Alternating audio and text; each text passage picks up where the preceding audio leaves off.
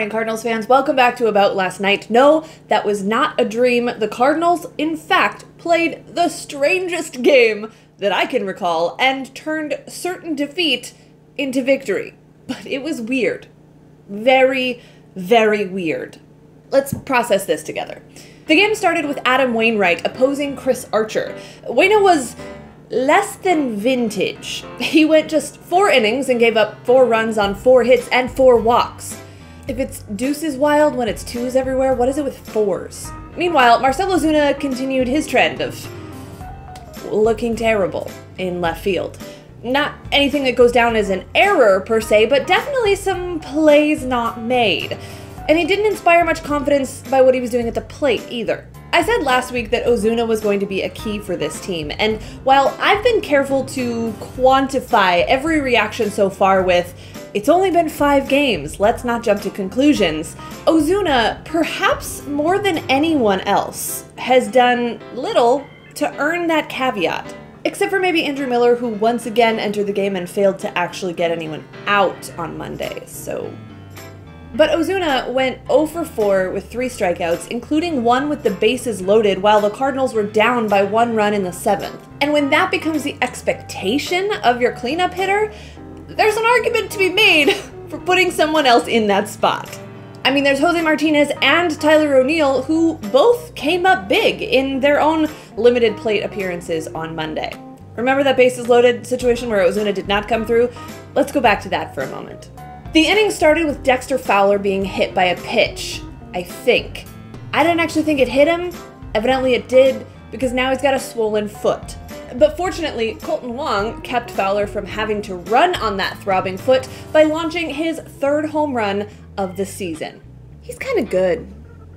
Then later in the inning, it was Harrison Bader at 3rd, Tyler O'Neill at 2nd, Matt Carpenter at 1st, bases loaded, and nobody out. Paul Goldschmidt took a walk, and the Cardinals were within 1 run of the Pirates. Once again, they had looked helpless for 6 innings, especially against sliders.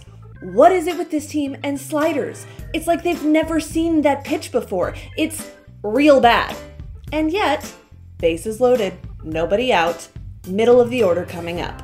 The 3, 4, and 5 hitters went down in order without even driving in 1 more run. That's gonna be a problem.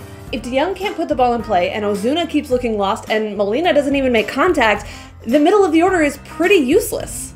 It's early, I know, but that's gonna be a problem. But the crazy thing about baseball is that in every possible way, it looked like the Cardinals should lose that game. Their starter only went 4 innings. Their heavy hitters didn't hit. They collected 17 strikeouts on the day and went 2 for 9 with runners in scoring position, stranding 12. 12!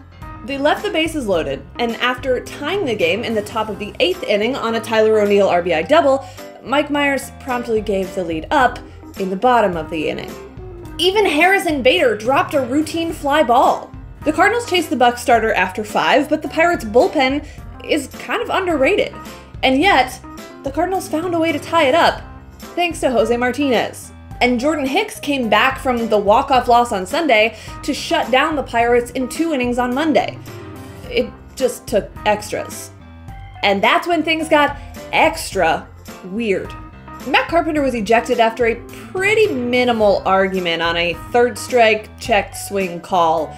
The problem was only Matt Wieters was left on the Cardinals bench, which meant someone was going to have to play 3rd base who'd probably never played 3rd base before.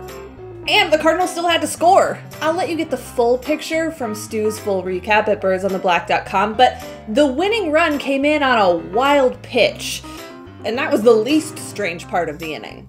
And lest we forget how the game ended, it was once again Kolten Wong and some defensive wizardry that helped John Gant lock down the save. How all of those things I just said happened in 1 game and resulted in a win? I have no idea. But that is the story, crazy as it sounds, of the Cardinals' 6-5 win over the Pittsburgh Pirates in their home opener. Do your girl a favor and hit that subscribe button, and if you want bonus points, send a friend my way. The Birds have today off, and they will finish the series with the Pirates with Miles Michaelis on the bump on Wednesday. Take it easy today, Cardinals fans, and I'll see you tomorrow.